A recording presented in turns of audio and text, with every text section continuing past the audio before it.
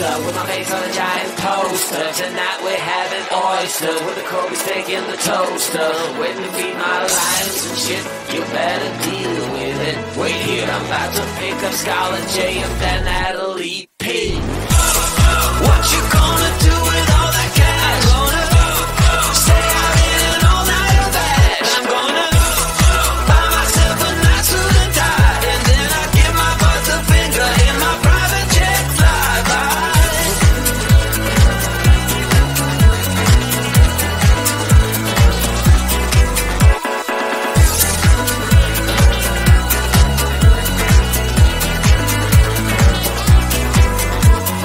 What you gonna do with all that green? I'm gonna feed my monkeys with it. They all hang out by the pool next to my backyard roller coaster with my face on a giant poster. Tonight we're having oysters with the Kobe steak in the toaster. Waiting to feed my lions and shit, you better deal with it. Wait here, I'm about to pick up Scarlett J and then Natalie P. What you gonna do with all that cash? Gonna stay out in an all-nighter bash. I'm gonna buy myself a nice suit and tie, and then I give my boss the finger in my private jet flyby.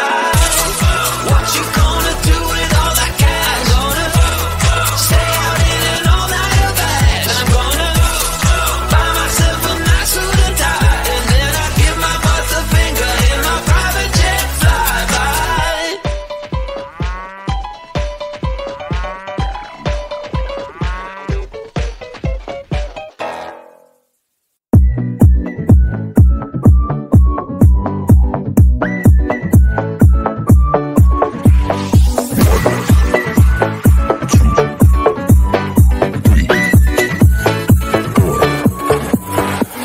You only make you feel like you could never leave.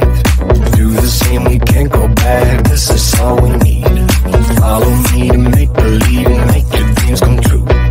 This night means forever, and so does me and you. We say we love, we say we love. We gave it all, we gave it all. We say we love, we say we love.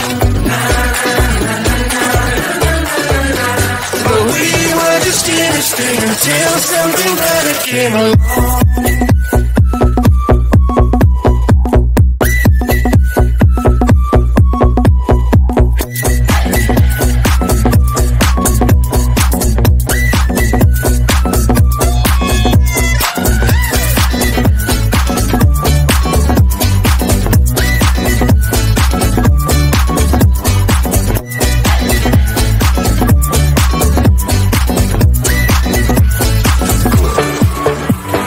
Fall in love and tear it down as soon as we wake up. Promise you the world tonight, show you what I've got. Your body speaks my language and you read me like a book. This night means forever, and so does me and you. We say we love, we say we love. We gave it all, we gave it all. We say we love, we say we love. But we were just innocent until something better came along.